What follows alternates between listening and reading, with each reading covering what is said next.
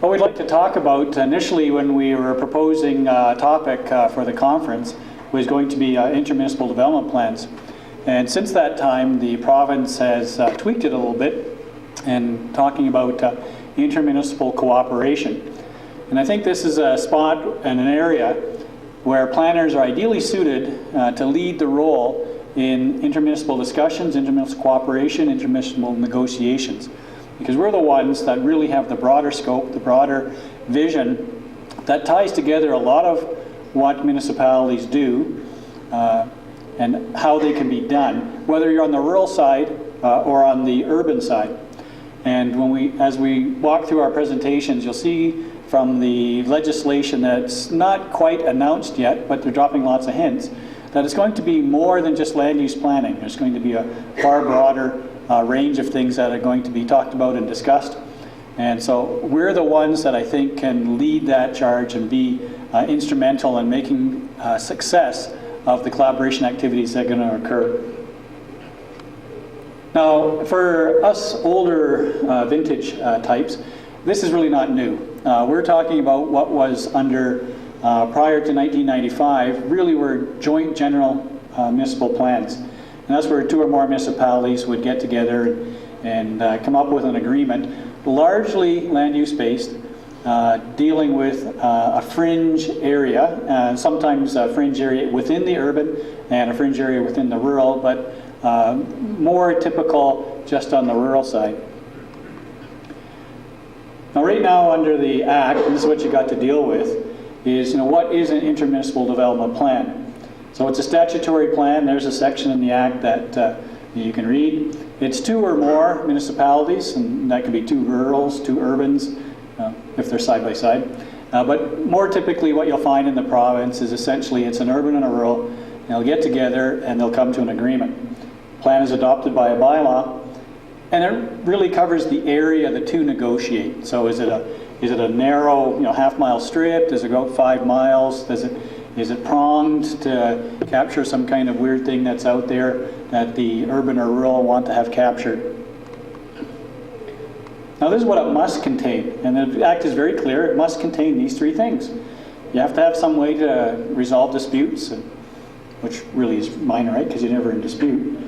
You have to have a procedure to amend or repeal, and then you have to have some kind of system that how you're going to administer it. Are you going to deal with it by exchanging letters, development permits, land use plans, what have you? But here's what it may contain. The future land uses within that particular area in which you've developed, the manner for how proposals for the future development will occur, and then any other matters. So really, that's the clause that we've moved into now with municipal collaboration or intermunicipal collaboration. It's all that other stuff.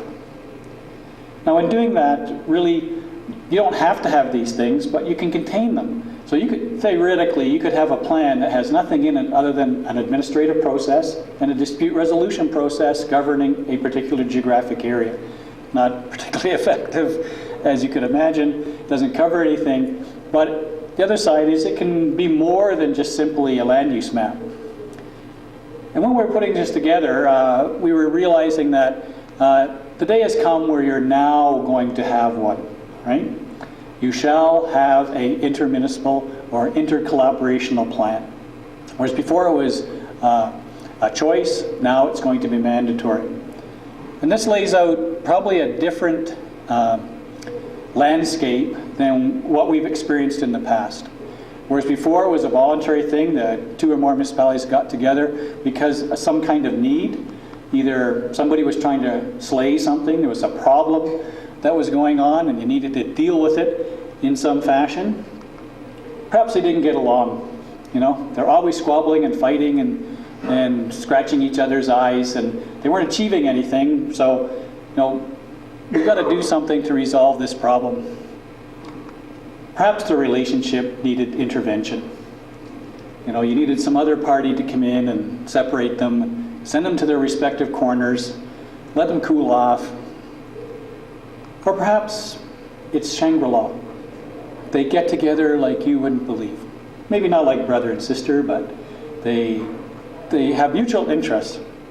And I came across, as I did research, 2 municipalities that pulled together, and what they talked about is establishing a coordinated and cooperative framework for attracting economic opportunities and managing land use. And that was their motivators. They saw that working together, and that's at the bottom line there, they want to be development ready and future oriented and planning, and thus acquire an edge over other municipalities in attracting economic development. So here's where 2 municipalities didn't look at what was dividing them, didn't look at what they fought over, didn't look after their squabbling. What they looked at was what unites us. So if we partner, what's the benefit we could get from this? And so their IDP was largely focused on doing something where the rules were similar. It didn't matter whether you're going into the urban or rural. It didn't matter how or what we were after. Mutually working together, we would come up with some strategy, in this case the IDP in their version, that would benefit both of them. And as they worked, they realized it doesn't matter if the development went in the county or the town, they were both going to benefit. Now, the size that we initially thought would happen, but now that the mandate is that every place will have an IDP, so that will mean rurals will have IDPs or ICMs or ICPs, whatever they might be called, with rurals, rurals with urbans, and the urban can be your city, it could be a town, it could be a village, and it could be a summer village if you have such a creature within your municipality. So here's an example of a little Forestburg, and if you're from Forestburg, I don't mean to be condescending, but a little very small little community, largely residential, a little bit of commercial. It's still got a little railway connection, or may have had until recently. And the County of Flagstaff and them got together and came out very, very simple, as you can see. They looked at some residential, they looked at some commercial industrial. Or it can be really with the big boys. Okay? If you're Rocky View or Foothills, then you've got to negotiate something with the City of Calgary. And Sturgeon, Strathcona, Parkland, and Leduc will probably need to do something with the City of Edmonton, and then the surrounding municipalities, Fort Saskatchewan with Sturgeon and Strathcona, and so on. I came across, this is one of the ones I did come across, where really it was a rural with 3 summer villages. And this is where Lac St. Anne got together with 3 of their summer villages, because essentially the 3 summer villages were just, bang, bang, bang, one all next to the other. So for some practical perspective, they were largely one municipality, even though they were governed by 3 different councils. And so they wanted to resolve a lot of the recreational activities that were going on, the impact. If you go to Lac St. Anne on a hot summer day, you'll know that the place is just packed with tourists and swimmers and whatnot. It also has a religious element as the Native community looks at the waters of Lac St. Anne as holy waters, and so there's an annual religious pilgrimage that's going to those communities. And so it has a different kind of impact and whatnot. I'm happy to say, as the ex-CAO of Vulcan County, we were one of the first ones to put a rural and a rural IDP together. The province decided to build a reservoir on the Little Bow River, and we tried to come up with some answer by which we would develop the land either side of the reservoir, and so the IDP was the answer. The twist to it, though, was us and Willow Creek had 2 different versions of what we wanted to do with the land. So on Willow Creek's side, there's actually no development allowed whatsoever. And on the Vulcan side, there's all development that you could possibly want would be allowed. The difficulty being that all the crown land separating developable land from the reservoirs on the Vulcan side, so it doesn't really matter what we wanted, you can't be near the reservoir. We didn't think that one through really good, but that's how it happens. And 3 rurals went together to protect a very large water body. This is Buffalo Lake in central Alberta. So Lacombe County, Camrose County, and Stettler County all came together and said, okay, this has a unique feature. The province is investing a major amount of money to actually pump water from the Red Deer River into Buffalo Lake to stabilize the lake level. Happened to be an ex-premier living on the lake at the time that announcement was made. And so they got together to control and see how land development would go around in the three municipalities in and around the lake. A very unique thing has happened probably in the last couple of years, provided by the Old Man Regional Services Commission, where these are their member municipalities that are part of the Services Commission, and they embarked on a plan where every rural would have an IDP with its neighboring rural. This is excluding looking at the urbans within the rurals. So these 8 rural municipalities developed 11 intermunicipal development plans governing their boundaries. Now, when I look at these, and we'll go back to Vulcan and Willow Creek, we already had one, so they did another one. And they did it in a fairly creative way. So if you can follow the green line, that was the original intermunicipal development plan that Willow Creek and Vulcan had done. Subsequent to that, the Willow Creek had developed an area structure plan around another water body. So they took the boundary and just enlarged it to create the new intermunicipal development plan. But they left the old IDP in place, and they left the old area structure plan in place. So under their guidance, the way they set it up is really you have 3 documents you're going to have to look at depending on where you're at in a geographic area. And it seems a little awkward, but it seems to work because there's a level of clarity in the way they've done it. So if you're around the lake, the small lake in Willow Creek, then the area structure plan is the predominant document. If you're in the original one, then that document takes precedence, and if you're in the balance of the area, that's where you're at. The County of Vermillion River and the City of Lloydminster came up with a sort of a different version of looking at it. They came up with a larger boundary, which is the dashed black line, for their intermunicipal development plan area. And then within that, they fine-tuned it by adopting 3 area structure plans. And so that's the layering that they've gone on. Again, very much land use related. But we're going to be doing intermunicipal collaboration now, which is not just land use. The direction that we're hearing from the province is it's going to be covering off a whole range of things beyond land use. They want to look at transportation needs, which you could have done under the current practice, but in many ways few did. They want to see how you're going to do economic development, social development, recreation. Really what you're coming up with is regional planning, essentially at the municipal level. And so now you're going to be dealing with coming up with everything the old regional planning commissions, which some of you may be familiar with, which governed multi-municipalities and covered the boundaries in the areas, is now going to be done by 2 or more municipalities negotiating it much more at the local level. And what that requires, obviously, is talking to your neighbor, or to the neighbors, developing some kind of dialogue that's going to go back and forth. And you're probably doing this now, so it's not anything you're not doing or haven't done in the past. You probably have to do more of it in that regard. Technique, a joint steering or planning committee of some sort. So is it composition? Are you going to have the youth involved? Is it seniors? Is it the public in general? These are all to be decided upon at some point in time, hopefully sooner rather than later. But if it's not, then it's the context in which you need to give some thought, or your political masters, so that you can advise giving some thought to what you're going to look at as special interest groups and whatnot. I want to use the town of Natten as an example of where they had initially taken the IDP to a much broader step than what we have normally seen in other documents. And I'm just going to give you the cover page here. So what they looked at was things that were of concern to them and interest to them. One of the drivers, if I can go back in a sec, one of the drivers, as you can see on the right hand of the screen, is Alberta Transportation proposed a realignment of Highway 2 South.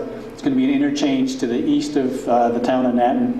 Whereas right now, if you go into the town, you'll realize it's a couplet system. Road divides and Southbound is to the west side of the town, and northbound is to the east side of the town. And if you're there, it's a quite picturesque little community. It's lots of artists, antique shops. If you're into blacksmithing, they got a whole bunch of blacksmith shops there, and you can buy that kind of material. They probably have the biggest hard rock candy store I know of in Alberta. And so all that stuff that will eat your gums, smash your teeth, and rot all the other calcium parts of your body, you can get in that little store. I think there's a dentist just next door to them, so they've thought it out that way. But if you're down there, the other side is, if you have a history buff, there's the Nanton Air Museum.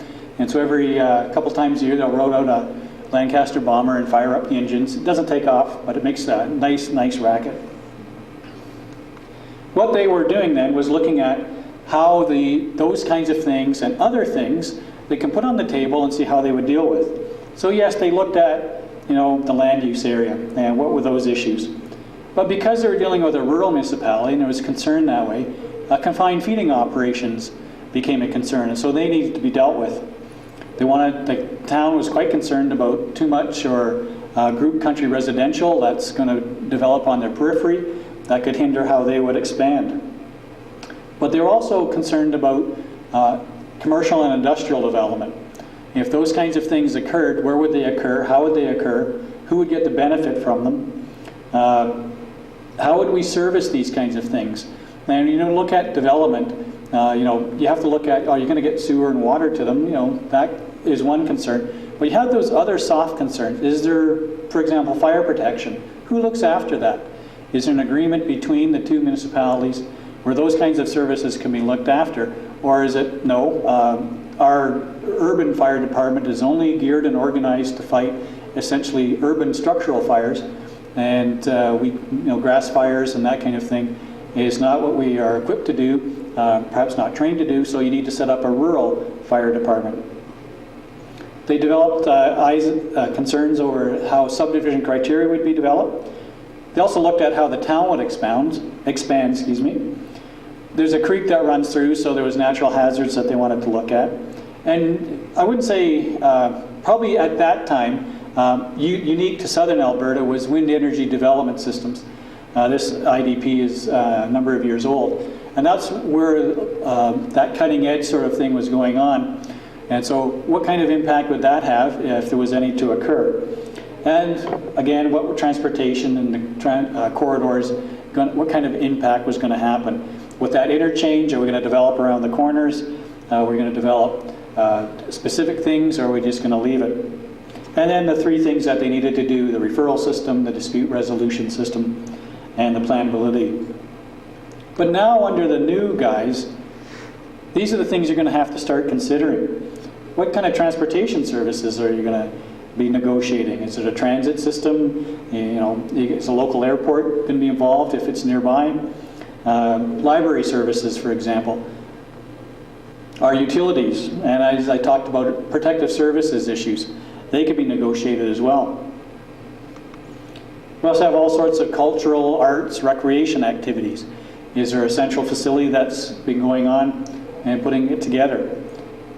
And this is how they set up essentially their system. I appreciate it's a complicated little slide to look at from a distance, but really they came up with a system by which referrals would go on, communication would go on, that they could talk with one another to try and resolve a lot of the problems or minimize the friction that goes on when someone comes in with a development that sort of gets the hair up on the back of the neck of your neighbor.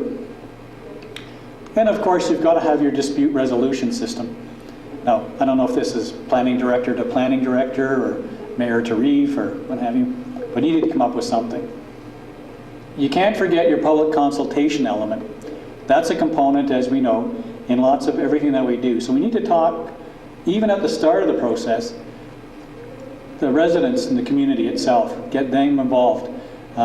Here can be a bit of a snoozer, because people don't often wrap their heads around the broader context of what's going to happen on the fringe. Well, if I don't really live on the fringe, or if I don't own land on the fringe, or in the dispute area, it's hard to get motivated. But if you're the landowner and the town or county or the city or village is proposing something, you really get that person's attention.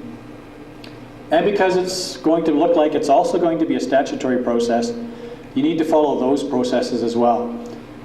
Presuming that under the Act that's going to come, they'll still require some kind of adoption by bylaw, your 3 readings.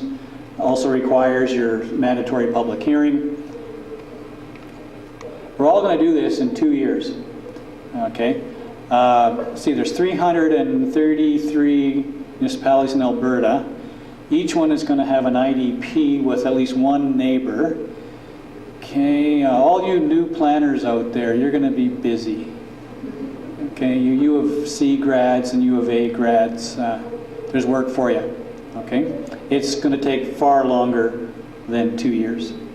Okay, I would suggest 5 might be a reasonable number to do. So at least 5 good years of work for somebody. Really, at the end of the day, the whole point of this is really to develop a win-win situation. You don't want to be the Trump thing, okay, where I'll have the deal and you'll have the short end. Okay, that's not going to happen. And the other qualifiers you're going to have to look at and realize this has the potential to lead to far more disharmony if it's done incorrectly than harmony. And if you get into a situation where really it becomes more dragon slaying and dispute resolution systems, we're finally going to get after those guys who beat us in ball in 1922. Okay, we're going to really stick it to them. It could all fall apart. What we want to do as essentially potential leaders in our community is take it to a point where everybody wins. It's not a zero-sum game here. And we shouldn't turn it into a zero-sum game. It's a case where if we get something, you get something. We will benefit if a development occurs, or if we resolve problems, or if we come up with some mechanism by which we can all benefit. Because you've been told, right? Remember that. You are now being told